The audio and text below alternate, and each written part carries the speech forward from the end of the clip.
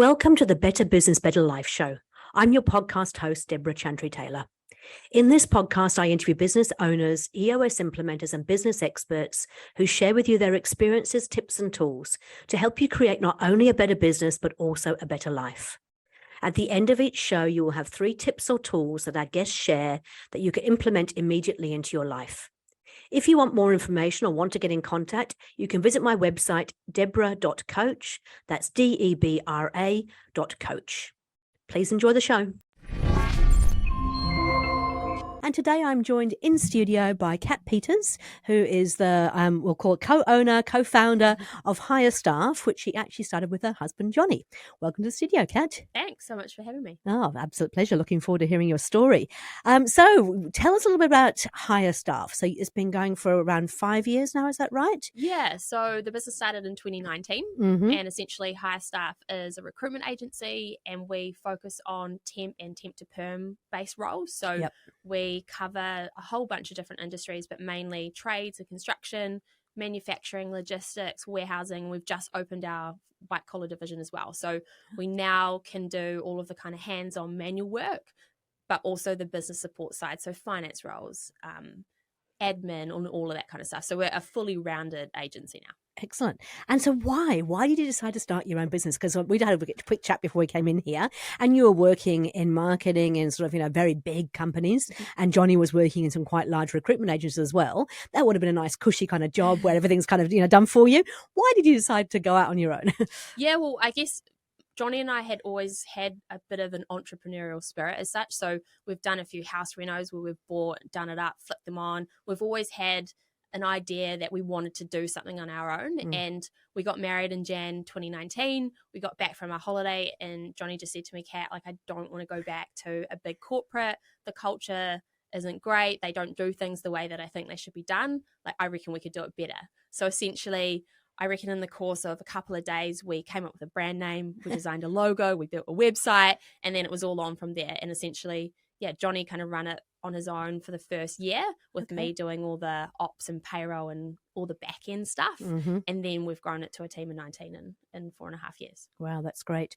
And 5 years, that's before COVID, right? Yeah. So you would have started it a couple of years before COVID actually hit.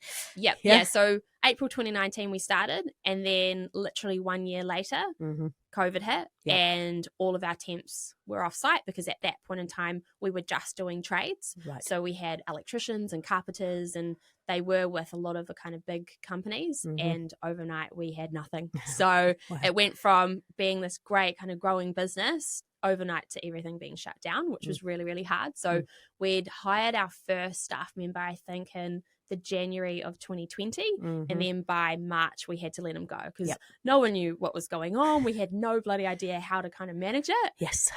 But then we kind of reset. And through COVID, we actually hired a lot of staff. So we did actually get the confidence. We held our rates. And we actually grew, which was really, really cool. Fantastic.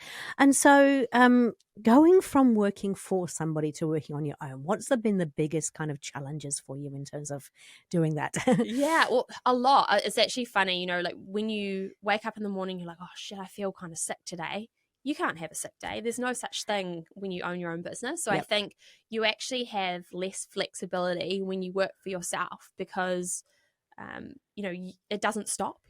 Things have to keep going. You've got to do the books or you've got to make those sales calls. You've got to, do your whips with your team members or whatever it is. So I think the biggest challenge is that you just can't switch off. And I think that's been a big lesson for us because we thought, run your own business, we'll go play golf twice a week and, live the life of Riley, but you actually can't. Well, I think you can over time. And I think you probably find as it gets, as the training wheels come off and things are starting to pick up, you will find it a lot easier. But in the beginning, you're wearing multiple hats, right? Yeah, 100%. And I think that's the thing, Johnny had the experience from a recruitment side. He knew the business model. He knew the rates. I was lucky in that I had a bit of business acumen from my marketing background and kind of together was really, really good. But early on, you have to learn so many different things like tax, you got legal side of things. Like there's so much stuff that you just don't know because when you're a little cog in a big wheel, you only focus on marketing and brand as opposed to doing every single function within a business. Yeah, no, it's really true. I actually come from a corporate background as well originally. And yes, you're right. I mean, you have a very narrow kind of focus because there's so many in the team that can do all the other things. And all of a sudden you get into your own business like I did. Yeah. And all of a sudden you've got to wear all those different hats and be very broad in terms of the way you actually do the business. Working with your husband, he's not here, so I can ask you this, but how if he's listening. No, how's that been for you? Yeah, it's been challenging. Yeah. I think it is really cool as well, though, because we get to spend a lot of time with each other. Mm-hmm. But I think we are definitely very mindful that, when we're at work, we're there to work. So we do have the ability to separate stuff in the office, whereas at home, that separation definitely gets blurred. I think, it is a challenge because you want to have that separation, but when you get back from work, there's always stuff you want to talk about. Mm-hmm. And you want to keep talking about it because you want to grow and you want the business to get better. Yes. And so you don't really have an off button, but it's been great. Like Johnny and I are really lucky in that we balance each other's skill sets, which is really cool. Yep. So we're quite fortunate in the fact that we do work really well together. No, that's cool. And you've got a young family, of course, as well. Yeah. So one already and one on the way. Yeah. So Ollie's coming up too. So he's coming into the terrible twos, but that's all right. But we just make it work. I have slightly shorter hours so I can do the drop-offs and pickups, and Johnny works the longer hours, but I also do work in the evening sometimes as well. So I don't know. We make it work. It is hard, but I don't know what we're going to do when the second one comes along, to be fair. It'll be interesting, but I'm sure it'll be absolutely fine. You'll work through it.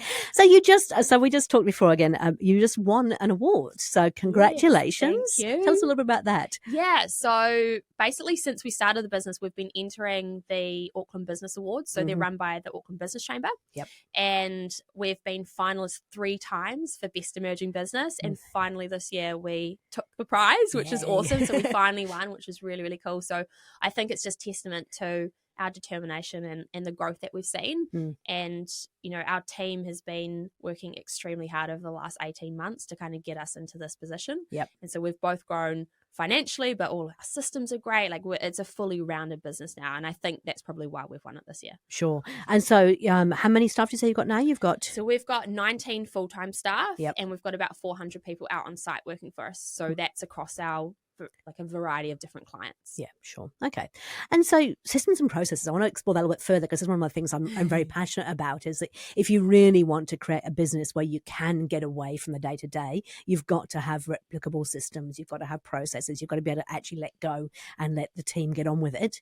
How did you even start with that? Because often in a large organization, it's already there for you. You haven't got to think too much about it.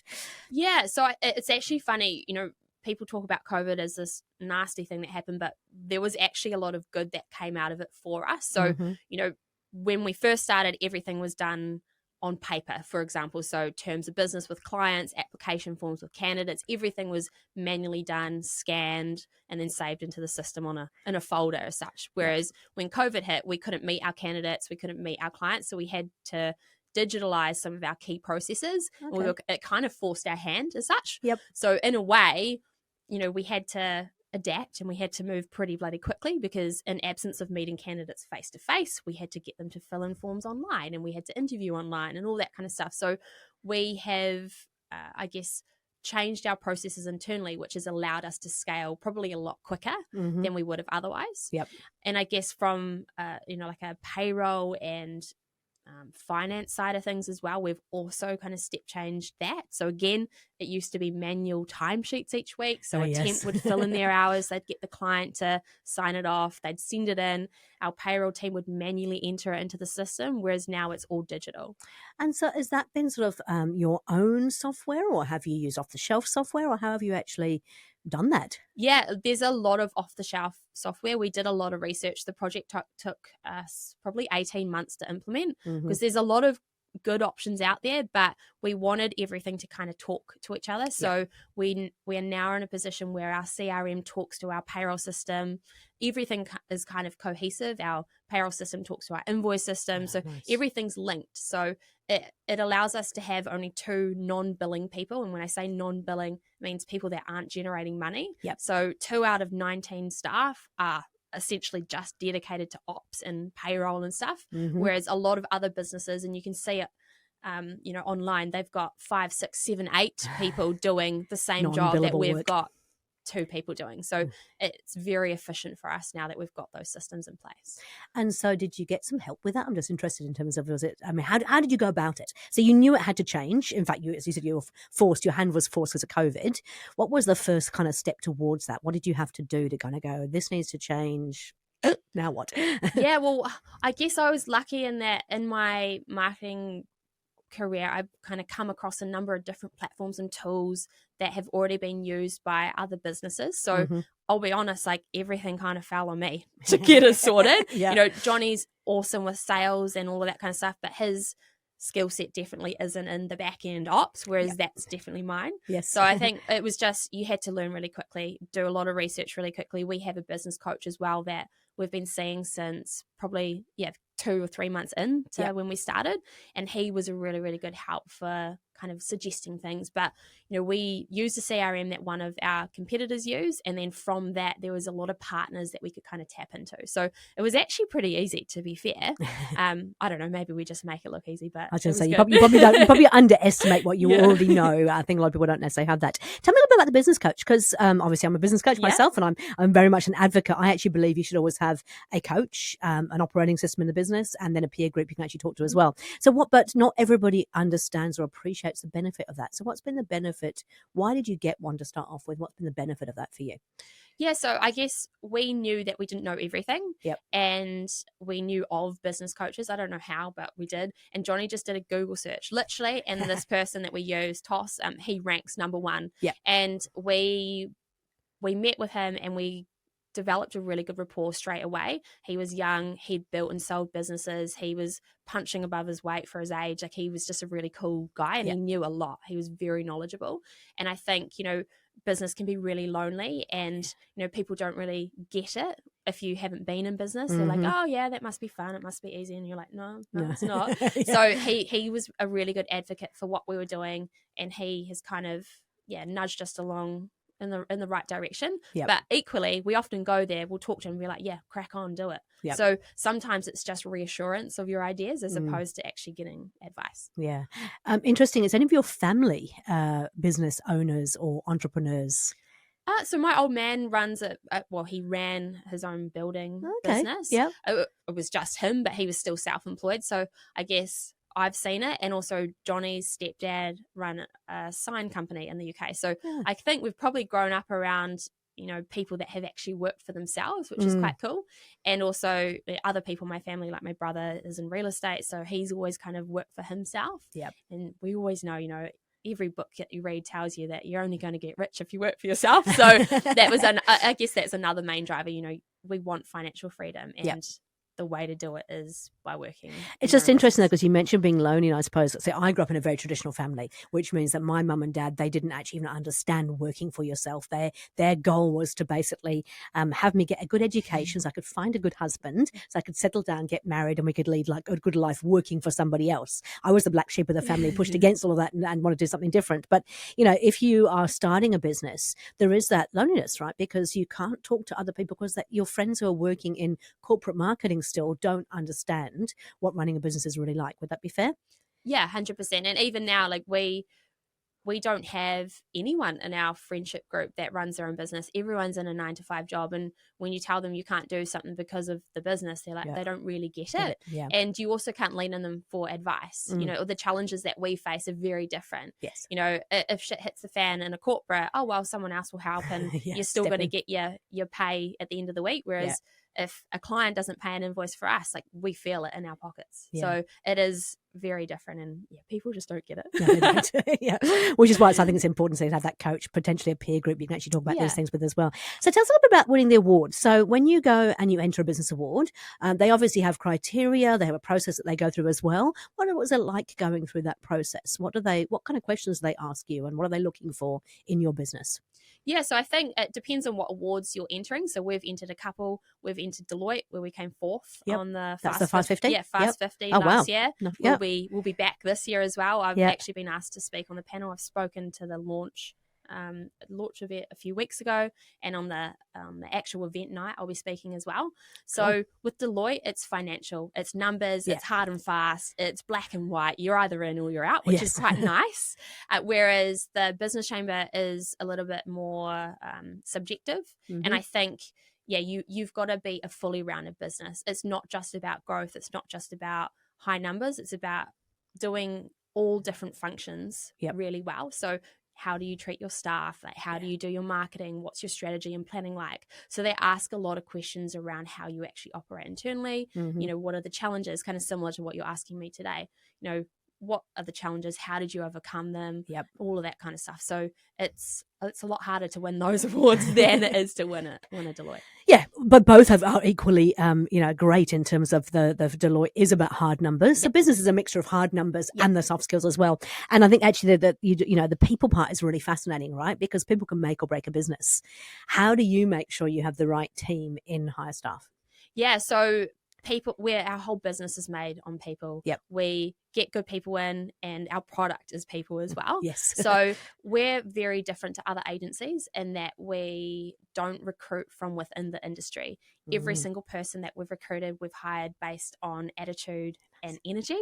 And that's exactly what we want. You know, we've got people that have come from site. So we've got an ex-electrician, we've got an ex-roofer, an ex-labourer, and they're in our trades team. So you've got tradespeople talking to tradespeople, selling tradespeople. And so it honestly just comes down to attitude and energy. Then on our warehousing team, we've got people from within different warehousing businesses that might have been in a sales role, or we've got a flight attendant, but we can train anyone. If you've got the right attitude, you've got the right energy, you do the work, you're away laughing. We're on the same page. I completely agree. I think it's all about values, right? At the end of the day, attitude, values. If they feel like they fit in with the business, you can actually teach them anything. And it's really interesting. So I was talking to Ian from Farah Jamison, who's at the other end of the recruitment scale, right? And he has a very similar kind of attitude. He has people come to him and they go, well, we want somebody who's got these kind of, they've got to have this experience. He's like, why? Because actually, if you've got the right attitude, the right values, they can often be better for the business because they actually challenge things that maybe somebody who's come from FMCG marketing. I tried to break into it many, many years ago, and I couldn't because I had no FMCG marketing experience. It didn't mean I wasn't a bloody good marketer, but I just didn't have that. And it's funny how industries, kind of go, we want to have people from our industry, and yet sometimes bringing somebody in from external can make a massive difference. Yeah, and I think you're right. The reason why we bring people in that haven't been in the industry is because we do have a certain way of doing things. And if you get people in from industry, they've got their own ideas, they've already got their ways of working, how they do stuff, and you can clash. So essentially, if you bring someone in, you can mold them to the HireStaff way, and that's exactly what we do. Excellent. Yeah. Okay. What's been the biggest challenge, do you think, in the business overall in the last 5 years? Because we always get taught that business has grown this beautiful, smooth curve, and we know that's not necessarily true. What would you say is the biggest challenge you've had? I think it's the growth in the team. So we've gone from it just being Johnny and I to a team of 19, and neither of us have had that leadership or people management experience. People are hard, like they're hard work, and they're very nuanced. They have their own kind of ways of working and challenges, and it's been really difficult for us to manage a team of that size. So we're now in this phase where we've scaled really quickly. We don't have the management structure in place, and now we're like, okay, shit. We need to, build up team leaders from our existing senior consultants. We also need to bring someone in to kind of head it up.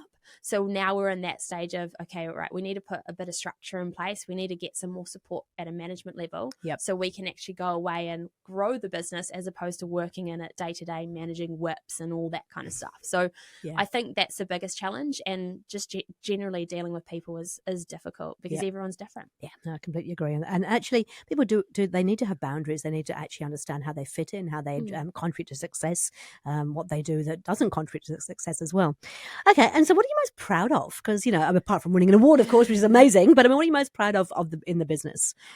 Well, for me personally, I think we've grown a really great brand, and obviously background in marketing, it's really difficult to create a brand from scratch and actually make a dent in the industry, and we definitely have.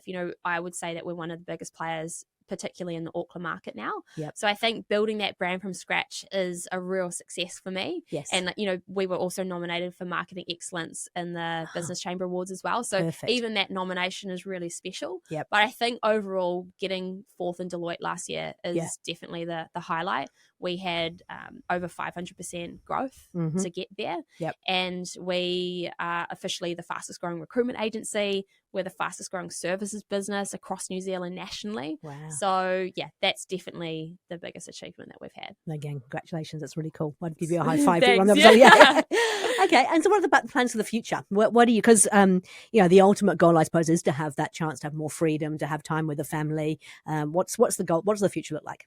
Yeah. So everyone asks us and we just don't really know the answer. We're still a relatively young business, but we know that it's going to take probably a couple more years of hard graft to get it into a place where it's kind of self-managed, particularly the Auckland and Wellington branch. From a growth point of view, we're still working out where we want to grow. There's a couple of options. Do you scale the country or do you keep it tight but expand within the location that you're already in? So we're not really sure where to go yet, right? But there's a few options on the table, and I guess it just depends on what we want and how we prioritize that. But yeah, you're right. Definitely want to get it self-managed so we can take a bit more time out to spend with family and do the stuff we love doing.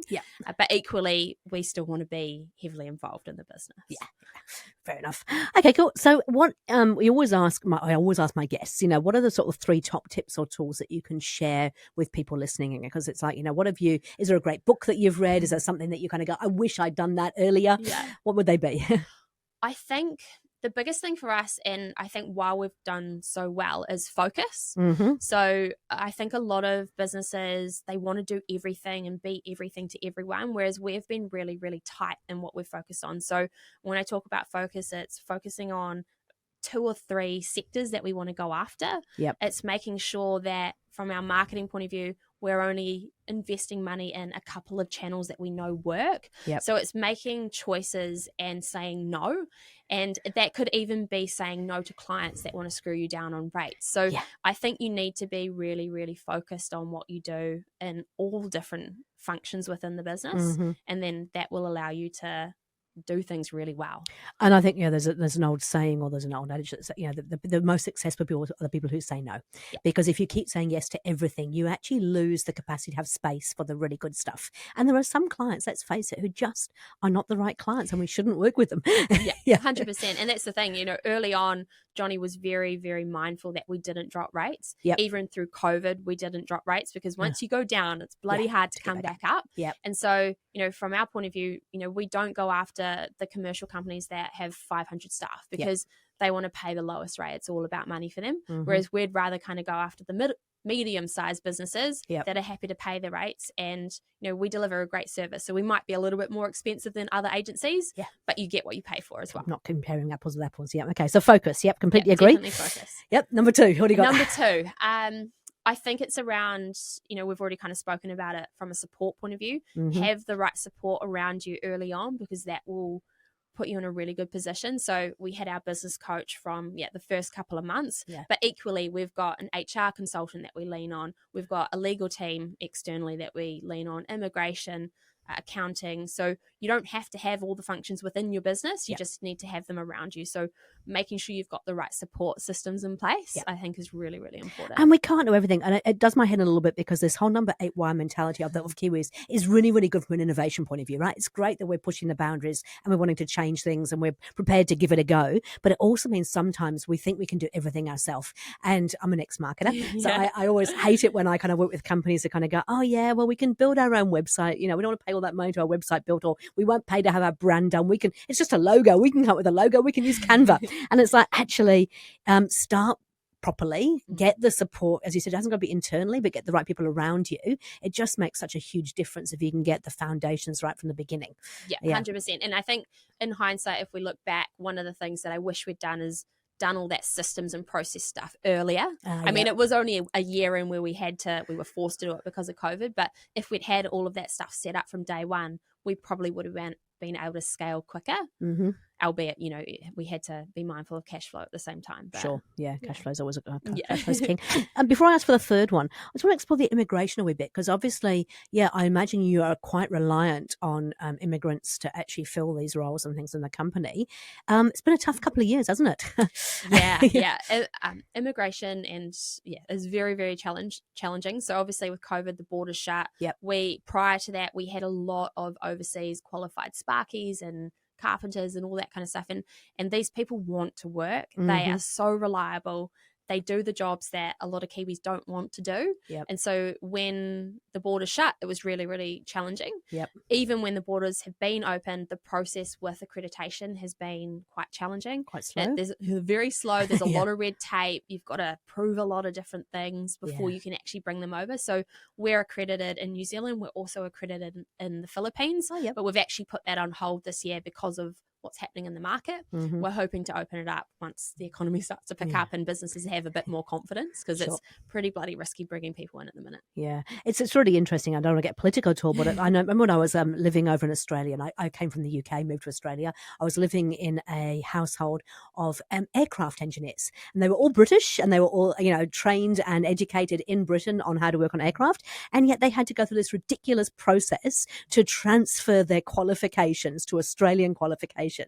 And yet, with all due respect, the actual training and qualification process over in the UK was infinitely better than the one in Australia. But there was this whole kind of, rule around, but you have to be Australian qualified, not UK qualified. Is there a similar kind of thing that goes on here? Yeah, 100%, particularly with electrical workers. So you have to transfer all your quals into New Zealand. Same with anyone that's on like driving trucks, for example, that also needs to be converted. Mm-hmm. It is really challenging. And even just trying to get approval to bring someone in is really hard. So, for example, we had a guy internally, he was a salesperson for us, working as an account manager. His visa expired a couple of weeks ago, and it took us probably 3 months to get him his visa. But you had to go through the rigmarole of showing that you couldn't find a New Zealander to do it and all of that kind of stuff. And he's bloody great. And we luckily, his visa came through last week, so we've been able to keep him, which is really cool. But the process could be made a lot easier. And I think, I'm all for, not bringing people in when there are people who want to do this work. But as you said, there are actually some jobs that we don't have enough Kiwis to do the work. And so we have to rely on that immigration to actually fill those roles. And if they want to do the work, then why wouldn't we let them have it? Yeah. Has it just been a bit of a not backlash, but like a hangover from COVID, or has it always been a bit of a challenge getting people into the country?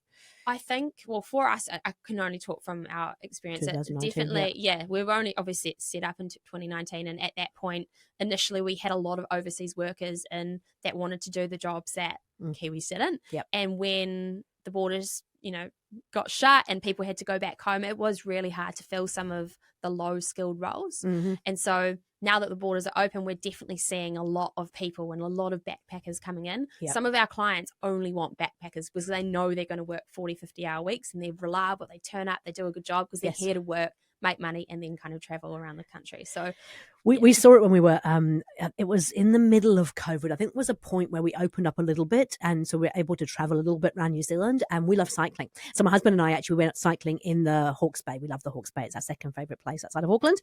And we were travelling around, on the bikes with the dogs, and there was just all this fruit all over the ground rotting because there was nobody there to actually pick the fruit. And that was, there must have been, I dread to think how much stuff actually went to waste because there was nobody there to pick it. It's quite scary. Okay, we got a bit diverted there, which is all cool. Third top tip: what would be the last thing you would say that you can share with other business owners? I think, and we kind of touched on it earlier as well, I think it's making sure that you make time and make space for yourself. Yes. So we haven't really been that good at it until this year, but one of the things that we've been really mindful of this year is making sure that once a quarter we've got something to look forward to, whether it's a week away or having a holiday for a week or a long weekend or something planned that we can take some time off and have some space. Yeah. So I think it's really, really important that you give yourself, breathing space from the business. Obviously, you're probably going to talk about it on holiday anyway, but even just removing yourself from the office and from your home. Changing the environment. Changing the environment is awesome. The other thing that we have done right from the beginning, which has actually been really good, is every week we go out for a meal. So nice. We get a babysitter date night. Yeah. It's honestly a date night. Yeah.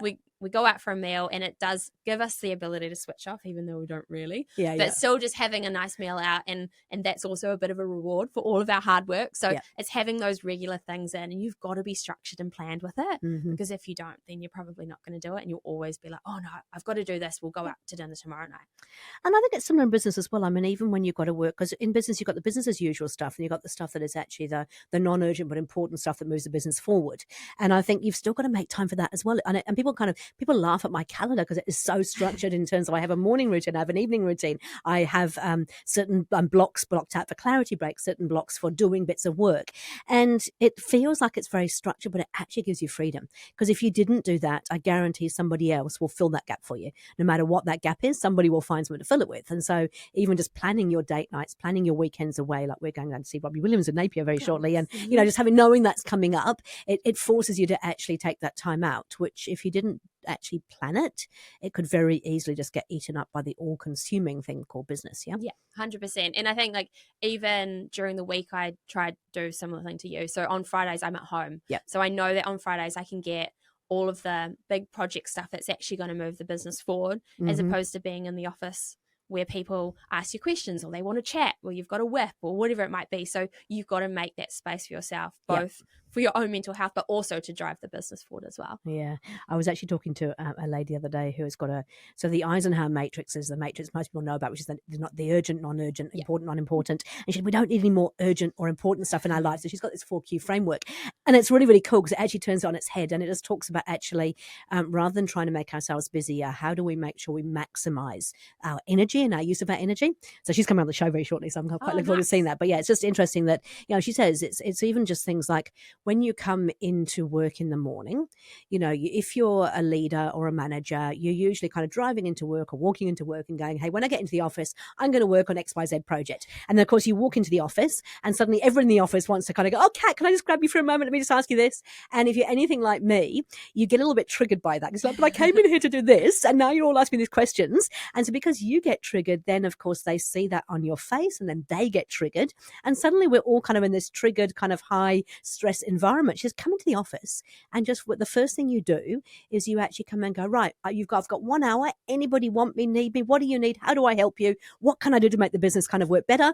And then you lock yourself away in your office or in a quiet, safe space for a set period of time. And you say, I'm going to be gone for 45 minutes. You let your team know it'll be 45 minutes. Little note says I'll be free at 11 o'clock. And so you're removing right from the beginning, you're taking away that whole stress and kind of going, I'll give you everything you need. Then I'll have my quiet time. Then I'll come back out again.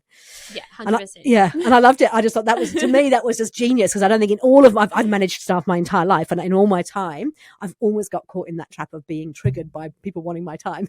yeah, for sure. And I think that also lends itself to the need for us to get that management structure in place. For Johnny and I, at the minute, we're just the go-to people for absolutely everything. Whereas if you've got team leaders, people can go to them. If you've got a branch manager, people can go to them for stuff as well. And so that's the plan, to kind of almost make Johnny and I less needed, which would be quite nice. And then, it'll free you up to actually do stuff that you need to get done. Oh, perfect. Okay, cool. Okay, so that's really cool. So focus. So make sure you're focusing on the right things and saying no often. Get the right, surround yourselves with the right support. So not everything has to be in-house, but make sure you've got your immigration, HR experts so they're available for you. And then make time for yourself and for your family. So time to pursue other passions. Brilliant. Okay, tell us a little bit about HireStaff now. So what is your ideal client? Who do you love to work with? And how do people get in contact with you? Yeah, so like I've said, HireStaff is a fully rounded recruitment agency. So we can span both blue collar and white collar roles. Okay. So I guess the clients or the companies that we like to deal with is basically anyone that needs staff. So we have businesses that are a team of 10 right up to a team of 100 plus. So the size of the business doesn't really matter. If you need someone, then we can find you the people. And essentially, I guess one of the reasons why we're different is we place a lot of focus on urgency. Urgency is one of our key values. Right. So if you ask us for a staff member on Monday, we'll do our best to get you one for Tuesday. So we operate at pace, and I guess that's one of the reasons why we win. In terms of how can you get in contact with us? Give us a bell. Just jump onto the website, just put a request through, and then we can facilitate it out to the right team. So we've got a trades and construction team, we've got a warehousing, manufacturing, logistics team, and now we've got white collar as well. So whatever you need, we've got it. Yep. Just give us a bell and we can have a chat. Perfect. Hey, look, thank you so much for taking time to come in. Congratulations on the win. Well deserved. And also on the Deloitte thing as well. I look forward to seeing how you go this next year round. I shall watch with interest. But yeah, really appreciate you spending the time and sharing your knowledge and expertise. Yeah. Well, thanks so much for having us. No, absolute pleasure. Cheers. Thanks for listening to the podcast show, Better Business, Better Life. My name is Debra Chantry-Taylor. I'm an EOS implementer, family business advisor, business and leadership coach, podcaster, and speaker. However, I'm also a business owner with several current business interests. I'm fortunate to have lived the high life with all the lifestyle, the toys, you name it, and then I've lost it all, not only once, but twice in 2 spectacular train wrecks. I know what it's like to experience the highs and lows. I came across EOS when they launched into New Zealand using my Entrepreneurs Playground and Event Centre in Parnell, Auckland. I love the simplicity of the tools, and their philosophies fitted my personal brand statement perfectly. The brilliance is in the simplicity. I've always been passionate about seeing entrepreneurs lead a life they love, and now I help them live that EOS life.